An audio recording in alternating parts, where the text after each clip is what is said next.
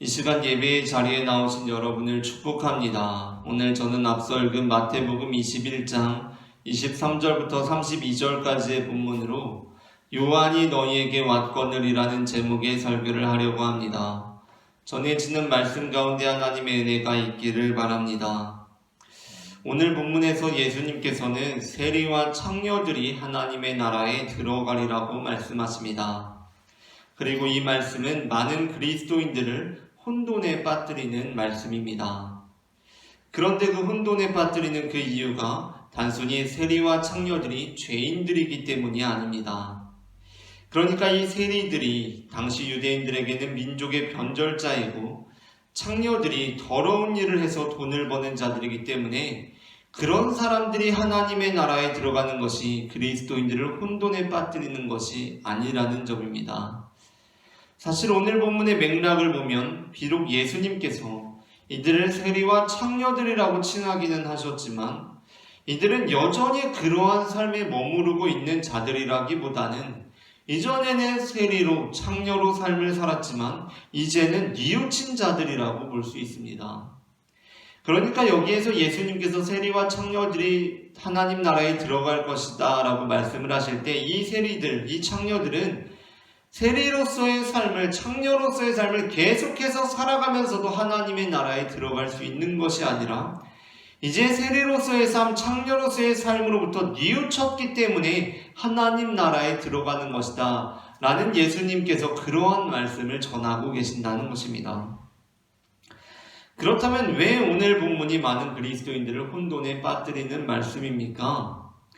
그 이유는 예수님께서 이 세리와 창녀들이 요한을 믿음으로 하나님의 나라에 들어가리라고 말씀하시고 있기 때문입니다. 오늘 본문의 31절부터 32절입니다. 세리들과 창녀들이 너희보다 먼저 하나님의 나라에 들어가리라. 요한이 의의 도로 너희에게 왔거늘 너희는 그를 믿지 아니하였으되 세리와 창녀는 믿었으며 너희는 이것을 보고도 끝내 뉘우쳐 믿지 아니하였도다. 아멘. 여기서 세리와 창녀들이 믿은 것, 세리와 창녀들이 믿었다고 하는 그 대상은 누구입니까? 충격적이게도 예수님이 아니라 요한입니다. 우리는 예수님을 믿음으로 구원을 받은 사람들이고 모든 사람은 예수님을 믿음으로만 하나님의 나라에 들어갈 수 있다고 믿는 사람들입니다. 그리고 혹시 이런 일로 신앙적인 고민이나 신학적인 연구를 하더라도 대체로 이 기본 토대를 유지하는 선에서 그 일을 행합니다. 이 기본 토대란 무엇입니까? 즉 모든 사람은 예수님을 믿음으로만 하나님 나라에 들어갈 수 있다는 이 믿음, 이 전제, 이 토대 위에서 그것을 해치지 않는 선에서 우리가 사고와 믿음의 융통성을 발휘한다는 것입니다. 그러니까 모든 사람은 예수님을 믿음으로만 하나님의 나라에 들어갈 수 있지만 예를 들어서 예수님보다 먼저 태어난 사람들의 경우 아브라함이나 다윗처럼 그 밖에 무수히 많은 사람들에 대해서 그들이 예수님을 믿을 수가 없는 상황이었기 때문에 하나님의 어떤 다른 방식이 있을 것이라거나 그러한 우리가 생각을 하게 된다는 것입니다. 또한 예수님보다 시간적으로 늦게 태어났을지라도 예수님을 모를 수밖에 없었던 사람들, 그러니까 예수님은 지금으로부터 2000년 전에 태어나셨지만 우리나라에 알려진 것은 불과 200년도 채 안 된 시간 아닙니까? 그런 이들에게는 하나님의 또 다른 방식이 있을 것이다 라고 우리는 그렇게 생각하게 된다는 것입니다. 그래서 우리는 이제 이것이 어떠한 귀결로 이어지냐면 대체로 예수님을 알게 된 사람들, 그리고 상황적으로 예수님을 믿을 수 있었던 사람들에 대해서는 다른 여지, 구원에 대한 다른 여지를 주는 것에 굉장히 인색해집니다. 그런데 오늘 본문에서는 어떻습니까? 오늘 본문에 나오는 사람들은 어떤 사람들입니까? 다 예수님을 아는 사람들이었습니다. 심지어 예수님을 직접 눈으로 보고 예수님의 음성을 듣고 가능하다면 예수님을 만져볼 수 있는 그런 사람들이었습니다. 그리고 여기서 예수님께서 말씀하시는 이 세리들과 창녀들 역시 세례 요한까지밖에 몰랐고 도저히 예수님을 알 방도가 없었던 사람들이 아니라 그 당시 같은 지역에 살았던 이들이었고 당연히 세례 요한도 알고 예수님도 알았던 사람들이었습니다. 그러니까 우리가 생각하기로는 예수님이 태어나기 한참 전의 사람들은 어차피 예수님을 알 수가 없었으니까 모세를 통했건 다윗을 통했건 그 밖에 다른 선지자들이나 예언자들을 통해서 하나님 나라에 들어갈 수는 있어도 이 요한에 대해서만큼은 세례 요한이 왠지 요한은 예수님과 너무 시기적으로 딱 붙어 있기 때문에 요한을 알았던 사람들 중에서 열의 9은 예수님도 알았을 것이기 때문에 요한을 믿어서는 하나님의 나라에 못 가고 예수님을 믿어야 하나님의 나라에 갈 것 같습니다. 그런데 오늘 본문에서 예수님께서는 그들이 요한을 믿어서 하나님 나라에 들어간다라고 말씀하십니다. 이것은 우리를 아주 혼란스럽게 하는 대목입니다. 그러나 그렇다고 해서 오늘 본문을 근거로 예수님께서 요한을 믿음으로 하나님 나라에 들어가리라고 말씀을 하셨으니까 우리가 예수님 아닌 다른 분 또는 다른 것을 믿음으로도 구원을 받을 수 있는 것 아니냐라고 주장하는 것은 조금 지나친 주장일 것 같습니다. 그 이유는 오늘 본문에서 예수님께서는 우리가 어떻게 하면 구원을 받을 수 있는지 구원을 받는 방법에 대해서 말씀하시는 것이 아니라 우리가 하나님을 믿게 되면 우리의 삶에 어떠한 일이 벌어지는지에 대한 말씀을 주시려는 것이기 때문입니다. 그러니까 지금 예수님께서 우리에게 말씀하시는 것은 요한을 믿은 자들도 하나님 나라에 들어간다라는 것이기보다는 요한을 믿은 자들에게 어떠한 일이 벌어지는지 너희가 한번 보라라는 것입니다. 그러한 면에서 오늘 예수님의 말씀은 우리의 삶을 되돌아보게 하는 말씀입니다. 예수님께서는 세례 요한을 통해 벌어진 일에 대해서 말씀하십니다. 그 일이 어떠한 일입니까? 세리들이 세례 요한을 믿고 그 하던 일을 멈추게 된 것입니다. 부당하게 이들을 취하던 이들이 정직하게 삶을 살아가기 시작합니다. 창녀들이 세례 요한을 믿고 더러운 일로부터 벗어납니다. 자신에게 주어진 환경과 쉽게 돈을 벌고자 하는 안일한 태도를 극복하고 영광스럽고 떳떳한 길로 나아가기 시작합니다. 그야말로 아버지가 포도원에 가서 일하라고 하면 맨날 가기 싫다고 하고 게으름만 피우고 제멋대로 이던 자들이 내가 잘못 살았구나 라고 생각하고 뉘우치고 다시 포도원에 가서 일하기 시작한다는 것입니다. 자, 그렇다면 우리는 이 예수님의 말씀을 듣고 어떠한 생각을 해야 합니까? 요한을 믿으니까 저런 일이 벌어지는구나. 이제 나도 요한을 한번 믿어볼까? 라고 생각해야 하는 것입니까? 그것이 아닙니다. 예수님께서 오늘 본문에서 대제사장과 백성의 장로들에게 질문하고 싶었던 것은 요한을 믿은 자들에게 벌어진 일을 너희가 한번 살펴보아라. 너희가 대체 하늘로부터 온 건지 사람으로부터 온 건지 그 권위도 제대로 파악하지 못한다고 하는 그 요한을 통해서 벌어진 일을 한번 살펴보아라. 요한을 통해 벌어진 일은 세리들이 그 하던 일을 멈추고 정직하게 삶을 살아가기 시작하고 너희가 그 권위가 불분명하다고 말하는 그 요한을 통해서 창녀들이 새 삶을 살아가기 시작한다. 너희는 지금 하나님을 믿는다고 하는 자들 아니냐? 너희에게 지금 일어나고 있는 일이 무엇이냐? 라고 예수님께서 질문하고 계신다는 것입니다. 오늘날 우리의 삶 속에서도 살펴보자면 우리 주변에 어떤 사람들이 기독교가 아니라 예수님이 아니라 다른 종교나 다른 인물을 믿고 삶이 변화되기도 합니다. 저는 그러한 경험을 한 적이 없지만 우리는 쉽게 상상해 볼 수 있습니다. 어떤 사람이 다른 종교를 믿고 삶이 변화되었습니다. 인간극장을 보니까 다른 종교를 믿고 완전히 새 삶을 살아갑니다. 원래 아주 형편없는 삶을 살고 막 나쁜 삶을 살고 제멋대로 살아가던 사람이었는데 갱생되었습니다. 새 사람이 되었습니다. 그러면 우리가 그것을 보고 어떤 생각을 해야 합니까? 다른 종교 믿어도 저렇게 사는구나. 이제 나도 절에 좀 다녀볼까? 라는 생각을 해야 합니까? 그게 아니라 우리의 모습을 돌이켜보아야 하는 것입니다.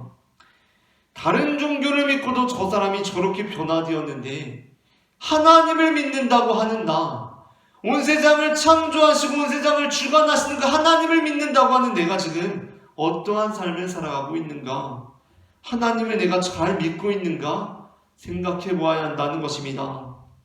예수님께서는 이미 마태복음 7장 21절에서 나더러 주여 주여 하는 자마다 다 천국에 들어갈 것이 아니요 다만 하늘에 계신 내 아버지의 뜻대로 행하는 자라야 들어가리라 라고 말씀하셨습니다. 오늘 본문 역시 마찬가지입니다. 포도원에 가서 일하라는 아버지의 말씀을 듣고 가겠노라고 해놓고는 아버지의 집에 앉아서 빈둥거리고 있는 것보다는 포도원에 가서 일하라는 아버지의 말씀을 듣고 싫다고 친구랑 놀러 나갔는데 그 친구가 세례 요한 같은 사람인 것입니다. 너무나 진중하고 지혜로운 친구여서 야, 너가 그렇게 오늘 아버지의 말씀을 거스르고 나온 거면 그냥 우리 다음에 놀고 지금 일하러 가라 라는 말을 듣고 일하러 가는 것이 오히려 아버지의 뜻대로 행하는 길이라는 것입니다. 제가 감리교 목사가 되기 위해서 수련 목회자로 3년 과정을 지내고 있을 때 1년에 한 편씩 대략 한 A4 용지에 10장 정도 분량의 소논문을 제출해야 했습니다. 그 중에 2년차 과제, 2년차 논문이 무엇이었냐면 설교를 2편 써서 내는 거였습니다. 저 같은 경우는 제가 석사 과정을 하면서 3년을 쓰게 되고 또 제가 감리교 신학대학교에서 석사를 한 것이 아니기 때문에 제가 또 1년이라는 교단 청강을 해야 했습니다. 1년 과정을 다시 감리교 신학대학교 대학원에서 들어야 했기 때문에 제가 제 신학교 20살에 들어갔던 신학교 동기들보다 한 2, 3년 정도 목사 안수가 늦었습니다. 그래서 동기들로부터 이제 이 논문을 어떻게 써야 내가 무난하게 통과를 할 수 있느냐 그러한 이제 조언을 많이 들었습니다. 그중 하나 인상 깊었던 것이 무엇이었냐면 제 친구가 이야기해줬던 것이 저보다 조금 빨랐던 그 친구가 이야기해줬던 것이 설교를 쓸 때 반드시 예수님에 관한 내용이 들어가야 한다는 것이었습니다. 처음에 그 이야기를 들었을 때는 아니 설교를 그러면 당연히 예수님 이야기하지 예수님에 관한 말씀을 전하지 뭘 전하겠어 라는 생각이 대수롭지 않게 들었습니다. 그런데 그것이 계속 머릿속에 맴돌았고 설교를 예수님의 말씀으로 써야 한다? 예수님에 관한 말씀을 선포해야 한다? 예수님 말씀을 전해야 한다? 그게 뭘까? 그게 너무나 중요하다고 하는데 생각할수록 그게 진짜 중요한 것처럼 생각되는 것입니다. 그래서 이제 그게 진짜 중요하겠다라고 생각하고 제가 그 기준으로 제가 이제까지 썼던 설교들을 한번 돌아보았습니다. 다시 한번 체크해보았습니다. 그런데 거기에서 정말 충격적인 일이 발생하였습니다. 그것이 무엇이냐면 제가 썼던 설교 중에 아예 예수님이라는 그 단어가 한 번도 나오지 않는 설교가 여러 편 있었다는 것입니다. 제가 했던 설교들 중에 예수님이라는 그 단어가 나오지 않는 예수님의 이름이 선포되지 않는 설교가 굉장히 다수 있었다는 것입니다. 바울의 말씀을 전하고 아브라함에 관한 말씀을 전하고 다윗의 말씀을 전했는데 정작 예수님의 이름을 선포된 것이 하나도 없었다는 것입니다. 그렇게 저는 수련목 논문을 작성하면서 가장 중요하게 설교에서 체크해야 할 것이 무엇인가 배울 수가 있었습니다. 그런데 여기서 더 중요한 것은 그렇게 시간을 보내고 또 얼마 지나지 않아서 설교가 대체 무엇일까 고민을 하다가 저는 그것이 그러니까 설교에 예수님의 이름이 선포되었냐 아니냐라는 것이 물론 중요한 일이긴 하지만 필수적으로 중요한 일은 아닐 수도 있겠다라는 생각을 하게 되었습니다. 그 이유는 제가 비록 바울의 말씀만을 전했고 아브라함 말씀만 전했고 다윗에 관한 말씀만 전했음에도 불구하고 정말 예수님께서 하셨을 법한 그러니까 시간이 흘러서 제가 보아도 야 이건 정말 아버지의 뜻이 구현된 설교다. 예수님께서도 이렇게 설교하셨을 거야 라는 생각이 들지 않는 설교들이 많이 있었다는 것입니다. 그러나 그에 반해서 처음부터 끝까지 예수님의 이름이 한 번도 선포되지 않음에도 불구하고 정말 이 설교는 아버지의 뜻이 구현된 설교다. 정말 이것은 예수님께서 전하고자 하셨을 그런 설교다 라고 생각되는 설교들이 있었다는 것입니다. 그러나 반면 예수님의 말씀이 전해졌고 예수님께서 했던 복음이 전해졌고 예수님의 이름이 처음부터 끝까지 수차례 반복되어서 전해졌음에도 불구하고 그 설교가 시간이 지나고 보니 나의 안위와 나의 자랑과 나의 뜻을 전하기 위해 뒤에 예수님의 이름을 덕지덕지 붙여놓은 것 같은 설교들도 굉장히 많았다는 것입니다.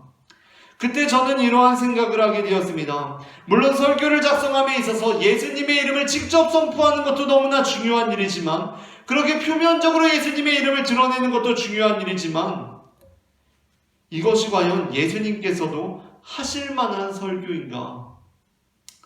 그렇지 않은가? 라는 것이 더 중요하겠다라는 것이었습니다.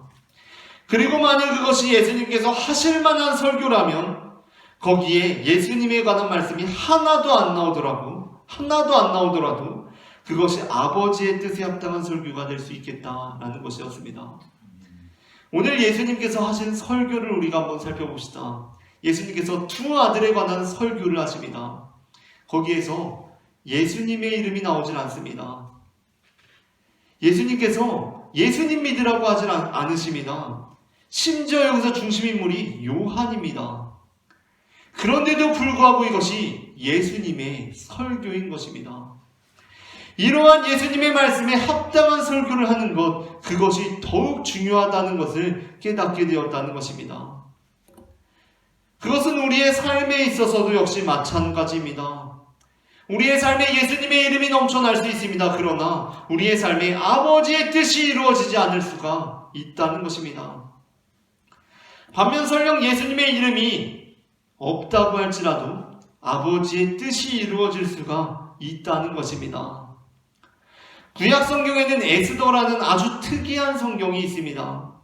에스더가 특이한 이유는 그 에스더라는 성경 안에 단 한 번도 하나님의 이름이 등장하지 않기 때문입니다. 에스더는 구약 성경의 한 성경인데, 구약 성경에는 예수님께서 오시기 전이기 때문에 하나님, 여호와 하나님이 중심된 주제 아닙니까? 중심된 경외의 대상입니다. 그런데 에스더에는 단 한 번도 하나님의 이름이 등장하지 않습니다. 심지어 단 한 번도 하나님이 등장하지 않는 것이 아니라 하나님의 이름조차 등장하지 않습니다. 우리가 예전에 창세기에서 요셉의 특징을 살펴보았던 바 있습니다. 요셉의 특징, 그것이 무엇이었습니까? 요셉의 특징은 창세기에서 아주 이례적으로 하나님과 직접적인 소통을 하지 않은 인물이라는 것이었습니다. 그러니까 요셉의 삶에는 하나님이 등장하지 않으십니다. 그러나 요셉에 관한 말씀에서 우리가 들었던 것은 무엇이냐면, 요셉의 삶에 하나님이 등장하지 않으시지만 너무나 중요했던 것은 요셉의 입술을 통해서 하나님의 이름이 언급되고 고백된다는 것이었습니다. 이에 비해 에스더는 더욱 충격적입니다. 하나님의 이름이 언급되질 않습니다. 하나님의 이름이 고백되질 않습니다. 에스더에서는 하나님께서 등장하지 않으실 뿐만 아니라 그 성경에서 어느 누구도, 에스더도, 심지어 에스더서의 핵심 인물인 모르드게도 단 한 차례도 하나님의 이름을 고백하지 않습니다. 이게 충격적입니다. 그런데 에스더는 우리에게 너무나 소중한 성경 안에 포함되어 있습니다. 그 에스더서가 우리에게 전해주는 가장 위대한 메시지가 무엇입니까? 하나님의 이름으로 굳이 치장하지 않아도 하나님의 뜻대로 살아내는 것이 얼마나 위대한 일인지를 우리에게 보여주고 있다는 것입니다. 하나님의 이름으로 치장하지 않아도 하나님의 뜻대로 살아가는 것, 그것 자체가 얼마나 위대한 메시지가 되는지를 우리에게 보여준다는 것입니다. 그런데 오늘 본문에 나오고 있는 하나님을 잘 믿는다고 하는 사람들의 행실은 어떻습니까? 그렇지 못합니다. 아니, 오히려 그와는 정반대입니다. 오늘 본문에 나오고 있는 대제사장들과 백성들과 장로들은 말만 잘하는 사람들로 표현되어 있습니다. 그래서 오늘 본문에서 예수님께서는 세례 요한을 통해서도 구원을 받을 수 있다라고 말씀하고 계십니다. 즉 그만큼 우리의 말보다도 삶이 더 중요함을 가르쳐 주시기 위함이었던 것입니다. 그래서 하나님께서 행하신 일은 무엇입니까? 그들이 계속해서 말만 하면서 뉘우치지 않기 때문에 하나님께서 행하신 일이 무엇이라는 것입니까? 바로 요한을 보내신 것입니다. 하나님께서는 바로 그 사람들을 돌이키시기 위해 요한을 보내셨습니다.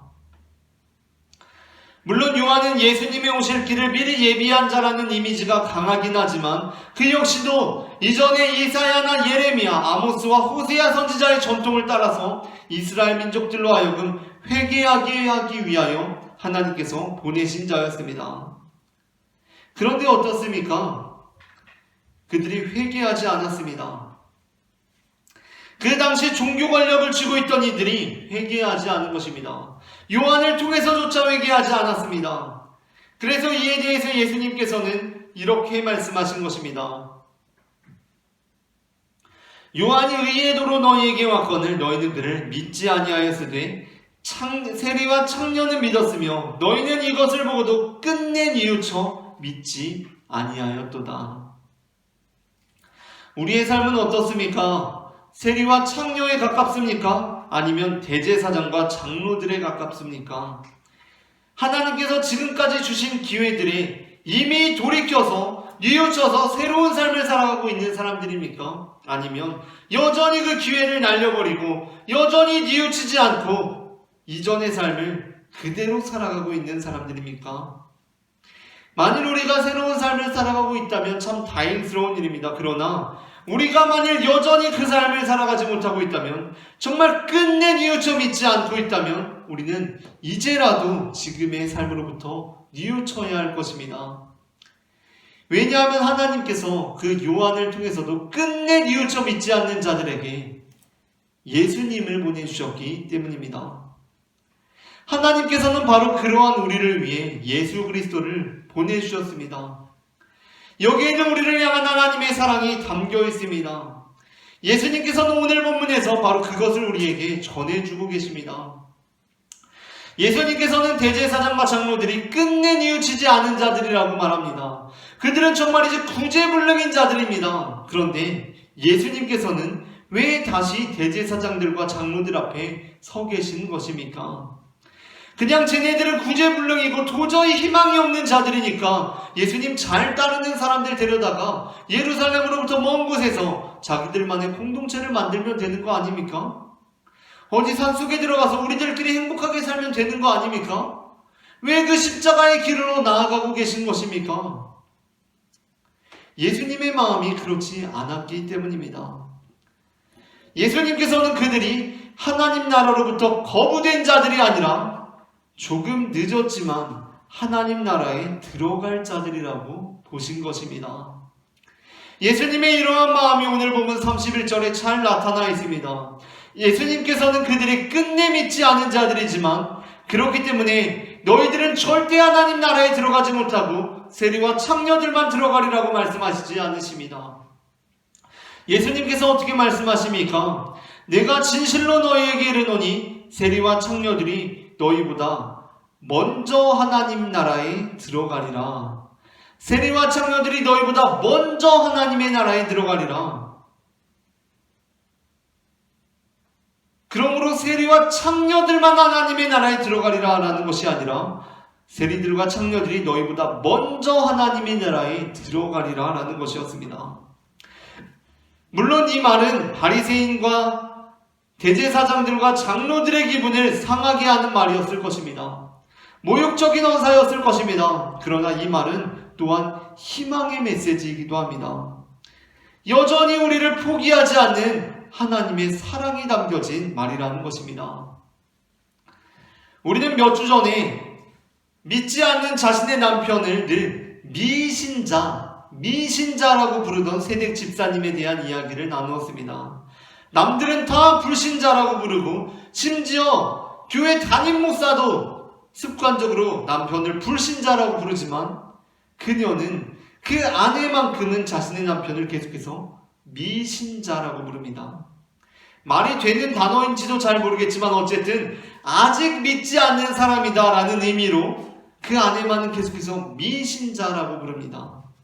여기에는 무엇이 담겨 있습니까? 그 새댁 집사님의 표현에는 남편을 향한 사랑이 담겨 있는 것입니다. 그리고 하나님을 향한 신뢰가 담겨 있습니다. 오늘 예수님의 말씀 역시 마찬가지입니다. 그들이 너희보다 먼저 들어갔다라는 말에는 그 말씀에는 그들을 향한 사랑과 애정이 담겨 있는 것입니다. 그래서 예수님께서는 요한의 죽음을 묵인하고 뿐만 아니라 은근히 좋아했을 그들에게 다시 오신 것입니다. 오늘 우리에게 역시 마찬가지입니다. 여전히 뉘우치지 못하고 있습니까? 아직도 그 삶에서 끝내 돌이키지 못하고 있습니까? 그러나 절망하지 마시기 바랍니다. 포기하지 마시기 바랍니다. 왜냐하면 하나님께서는 우리를 끝까지 포기하지 않으시기 때문입니다. 하나님께서 우리의 삶 가운데 일하시는 방법에 관한 설교를 듣다 보면 자주 듣게 되는 예화가 있습니다. 그것은 어떤 구조를 필요로 하던 한 사람에 대한 내용입니다. 어떤 사람이 항해 중에 조난을 당하게 되었습니다. 그래서 이제 바닷물에 넘실거리는 그곳에서 간신히 어떤 물에 뜨는 스티로폼 하나 잡고 하나님께 도와달라고 기도합니다. 그러자 옆에 조그만 고기잡이 배가 지나갑니다. 그 배에서 그를 발견하고는 도와주겠다고 어서 여기 타라고 말합니다. 그런데 그는 어떤 이유에서인지 그 도움을 거절합니다. 그보다도 하나님께서 자기를 친히 도와주시리라고 확신하였던 것입니다. 그래서 어쩔 수 없이 그 고기잡이 배가 그냥 지나갑니다. 시간이 지나서 이제 신고를 받고 구조보트가 옵니다. 그러나 그럼에도 그는 그 구조보트를 거절합니다. 잘못된 생각에 사로잡혀서인지 그걸 거절합니다. 저녁이 되어서는 기상이 더 악화되어서 이제 헬기까지 옵니다. 그래도 거절합니다. 결국 그가 어떻게 되었겠습니까? 물에 빠져 죽었고 하나님께 갑니다.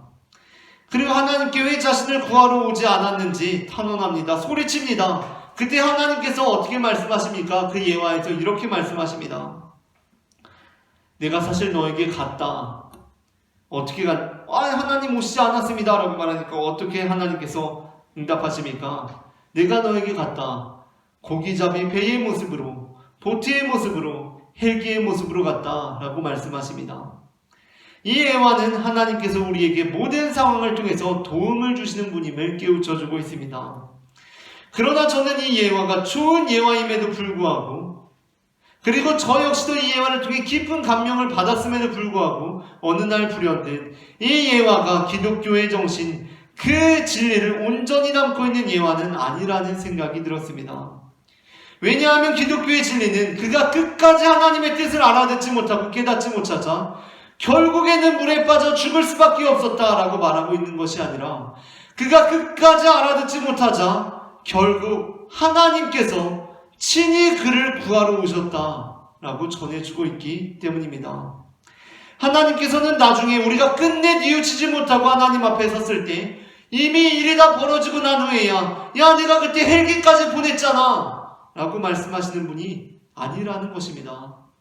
내가 그때 요한까지 보냈잖아. 그만큼이면 할 만큼 했지 라고 말씀하시는 분이 아니라는 것입니다.